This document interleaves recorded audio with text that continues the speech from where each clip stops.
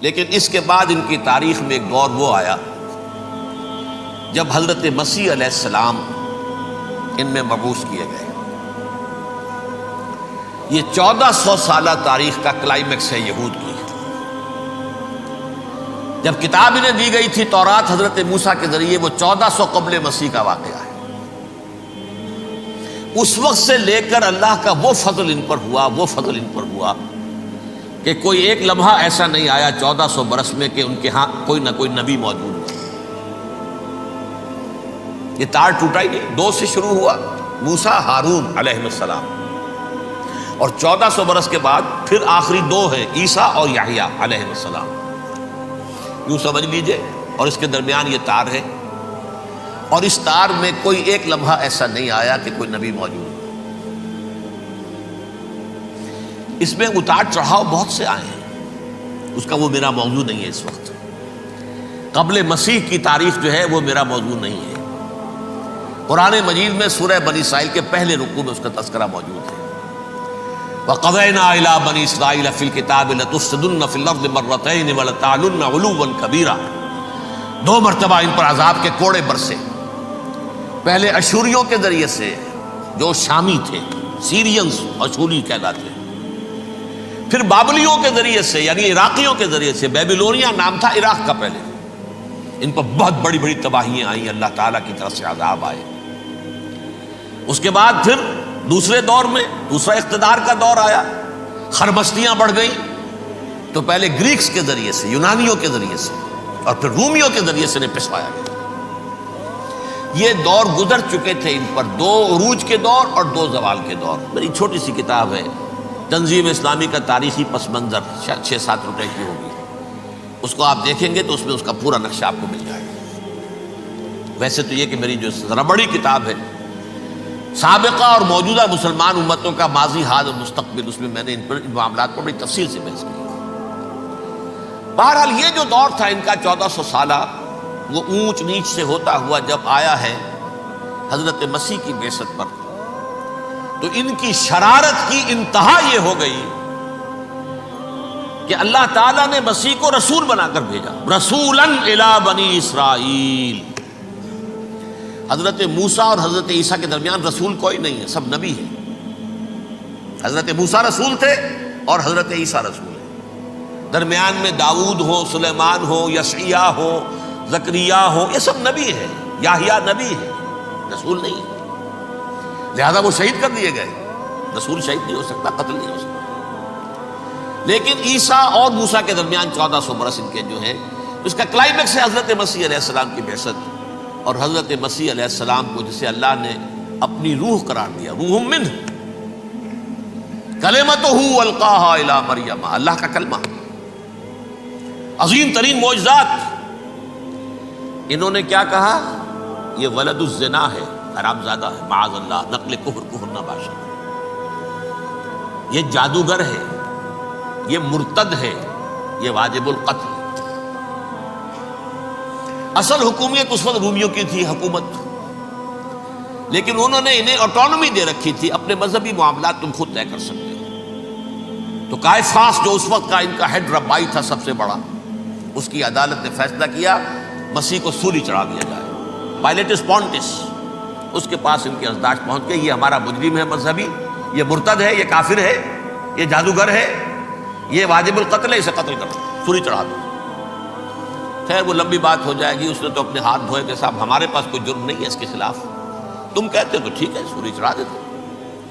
یہ دوسری بات ہے کہ اللہ نے حضرت مسیح کو اٹھا لیا آسمان پر، ان کی جگہ وہ شخص سولی چڑھا جس نے غداری کر کے گرفتار کروایا تھا، جوڈاس اسکیریوٹ، اس کی شکل اللہ نے بدل دی حضرت مسیح کی سی، اور حضرت مسیح کو فرشتے اٹھا کے اوپر لے گئے، وہ زندہ آسمان پر اٹھا لیے گئے۔ اور یہ ساری تفاصیل نہ قرآن میں ہے نہ حدیث میں ہے، یہ انجیل میں ہے، لیکن انجیل کون سی؟ برنباس کی انجیل، gospel of the Lord according to Saint Barnabas. یہ حواریین مسیح میں سے تھے، لیکن عیسائی ان کو تسلیم نہیں کرتے، ان کی بائبل کو صحیح نہیں مانتے، کینونیکل نہیں مانتے۔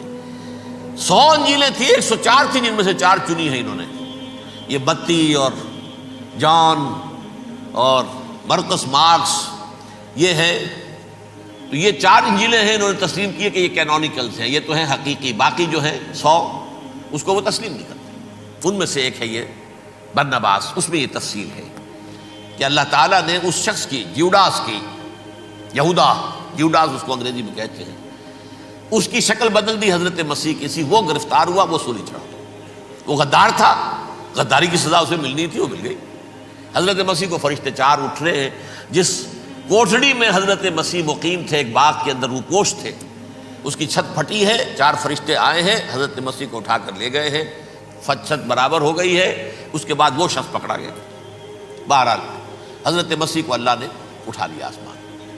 لیکن وہ دن ہے کہ اس قوم کو اب مغضوب علیہم قرار دے دیا گیا۔ نوٹ کر لیجئے، اصل میں تو ہونا یہ چاہیے تھا کہ رسول کی جان کے در پہ جب کوئی امت ہو جاتی تھی تو اللہ کا قاعدہ یہ تھا کہ اس امت کو نسیہ منسیہ کر دیا جائے۔ حضرت نوح کی قوم کو ختم کیا یا نہیں؟ حضرت ہود کی نگاہوں کے سامنے قوم عاد برباد کی گئی یا نہیں؟ حضرت صالح کی نگاہوں کے سامنے قوم سمود برباد ہوئی؟ یہ اللہ کا قاعدہ رہا۔ سدوم اور عمورہ کی بستیاں حضرت لوط علیہ السلام جہاں بھیجے گئے، مدین کا علاقہ جہاں حضرت شعیب بھیجے گئے، اہل فرعون جن کی طرف موسیٰ کو بھیجا گیا، سب ہلاک کر دیے گئے۔ کیونکہ رسولوں کے بارے میں اللہ کا نبیوں کے بارے میں یہ بات نہیں ہے۔ نبی آیا، اس نے دعوت دی، جس نے مان لیا اچھا کیا، اپنے لیے اچھا کیا، نہیں مانا اس کی اپنی جو ہے عاقبت برباد ہو گئی۔ دنیا میں کوئی فیصلہ اس کا نہیں ہوتا، لیکن رسولوں کا معاملہ یہ ہوتا ہے کہ دنیا میں وہ اللہ کی عدالت بن کر آتے ہیں، مانو گے تو بچو گے، نہیں مانو گے ہلاک ہو جاؤ۔ تو اس اعتبار سے وہ مستحق تو ہو چکے تھے اس کے کہ انہیں ہلاک کر دیا جائے۔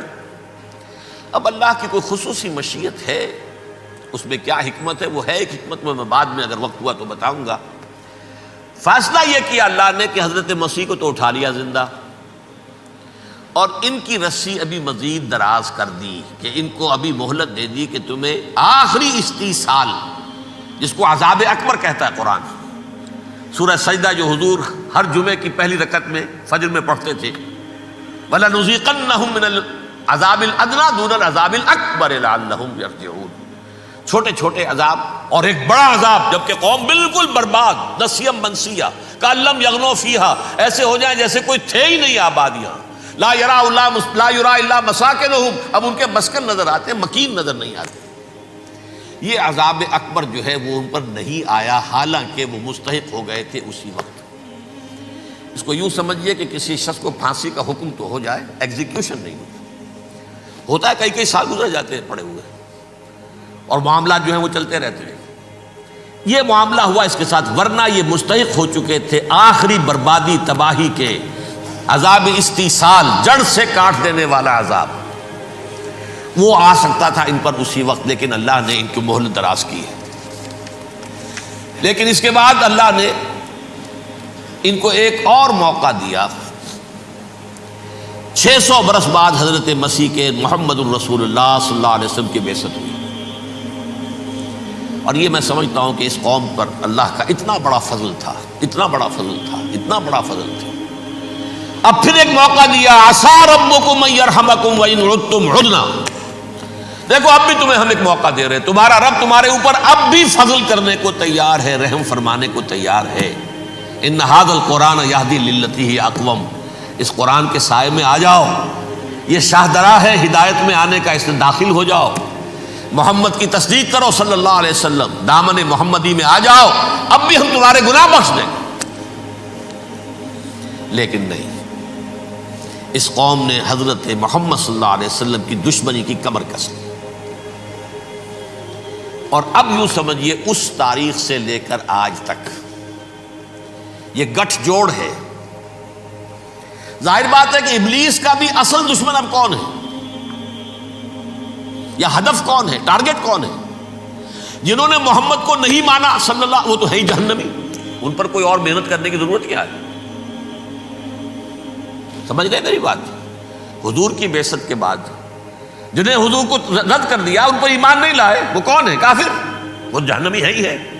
لہذا اس کے اوپر کوئی محنت صرف کرنے کی ابلیس کو ضرورت نہیں ہے، اس کا اصل ٹارگٹ امت محمد ہے صلی اللہ علیہ وسلم۔